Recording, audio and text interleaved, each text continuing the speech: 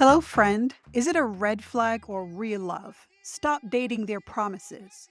If you've ever been hypnotized by someone's dazzling promises while your real life feels like it's withering away, this isn't just another episode, it's your escape plan. Think about it. Are we being patient partners or are we being willing victims in a Ponzi scheme of promises? Do you know someone who is basically a promise junkie returning to her dealer for increasingly elaborate fixes? Well, today we're ripping off the mask to reveal its ugly truth. It's not romance, it's robbery. That dizzy feeling when someone paints tomorrow so beautifully you can almost touch it. It's not hope, it's a hook in your brain. So buckle up for the gut punch reality check that finally woke up my best friend. I've got 3 jaw-dropping truth bombs about why smart people sometimes waste years chasing futures that never actually arrive. These eye-openers didn't just end Simone's 5-year addiction to empty promises, they exposed the vampire hiding behind those pretty words about someday. Tomorrow is never guaranteed. We've all heard that warning, but nobody talks about the creepy flip side. Some people sell you tomorrows so you'll never demand anything meaningful today. That was Simone, tomorrow junkie, promise collector, time hostage with hope handcuffs. Maybe you're squirming right now because, ouch, this hits a nerve. You live in the almost more than the now, the wedding that's coming after his business takes off, the dream house that's happening once the market settles. The baby plans waiting when the timing is perfect. Their juicy descriptions of tomorrow taste better than the stale sandwich of your today. Just wait a little longer. Be patient. Don't give up. The magic is coming just around this corner. Not the last 5 corners that led nowhere. That's not love. That's a time thief. Let me tell you about Simone and Frank, the most toxic love story I've ever witnessed up close, and I've seen a few.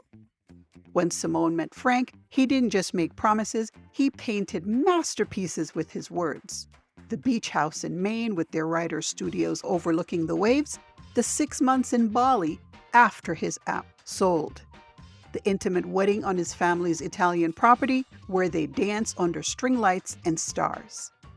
His promises weren't foggy maybes, they were vivid. Simone could smell the salt air, feel the Bali heat, and taste that Italian wine. He had numbers, timelines, contacts. It all seemed so freaking real. Everyone who loved Simone panicked. I flat out said to her face, "You talk about your life like it's a movie that hasn't started filming yet." Her mom stopped asking her about the move after the 3rd postponement. And her sister, the woman who never judges, finally snapped and said, "What has he actually done toward any of these promises?" But our concern only made Simone defend him harder. Because she wasn't just dating Frank, she was cast in the most epic love story ever. Only she understood how the universe kept throwing obstacles at their beautiful plans. Only she could see the genuine intention behind the 17th timeline adjustment. What followed was 4 years of bizarre limbo. Actually watched my brilliant friend spend days researching Maine property taxes for a house that stayed magically 6 months away for almost 48 months. She spent nights planning Bali excursions for a trip that kept shifting, just another season, maybe next summer. The weird emptiness came when she started to turn down real jobs because they might mess up their real plan. Also, the twisted pride when she would recount how Frank described their future so perfectly that even she believed it was more real than her actual empty apartment. Your patience isn't noble. It's the drug keeping you from seeing you're being robbed of time. She lost her career chances. She lost friend connections.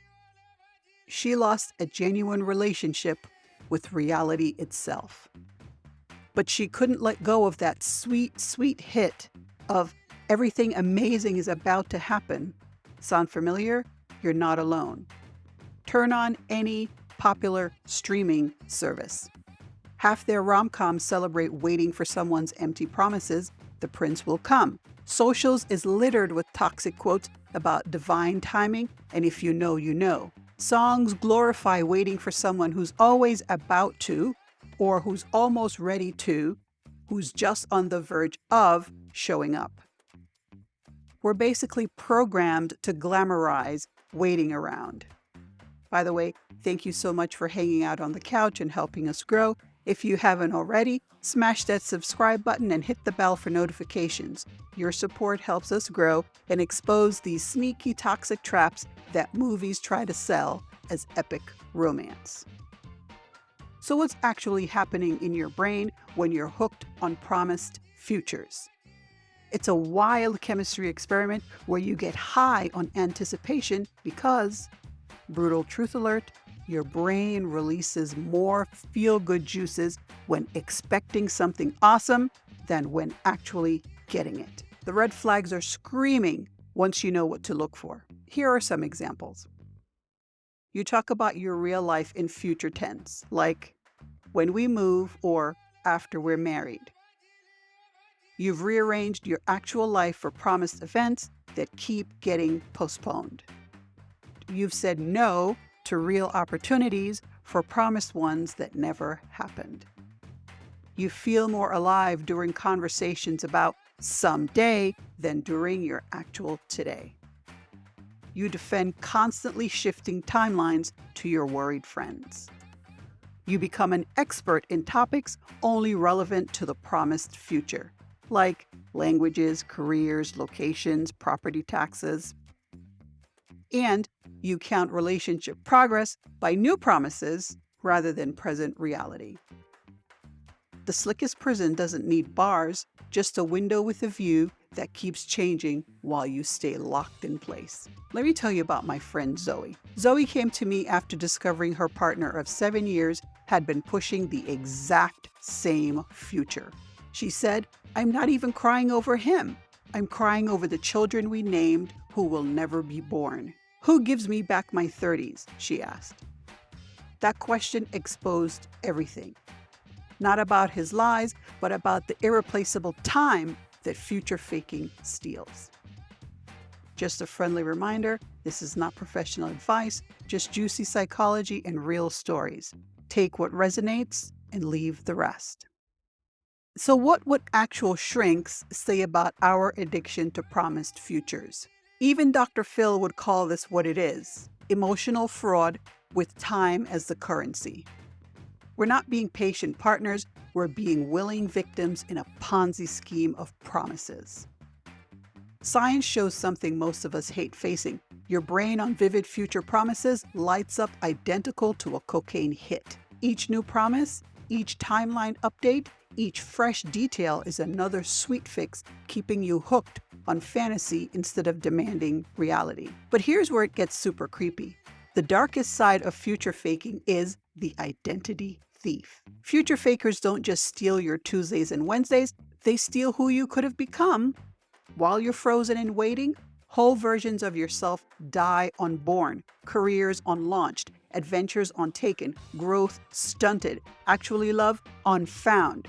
They've basically kidnapped alternate timelines. Look at couples where one person is perpetually about to change, almost successful, almost committed, almost stable. Notice how years pass, but the story never changes. That's not love. That's watching someone slowly disappear. Back in caveman times, this made twisted sense. Our ancestors survived by pairing up and planning future harvests together. Today's version is weaponized into a method for locking down your emotional resources while giving nothing real in return. So here are the 3 brutal truth bombs that finally electrocuted Simone out of her beautiful daydream prison. Number 1, you're not being patient, you're hiding from your actual life.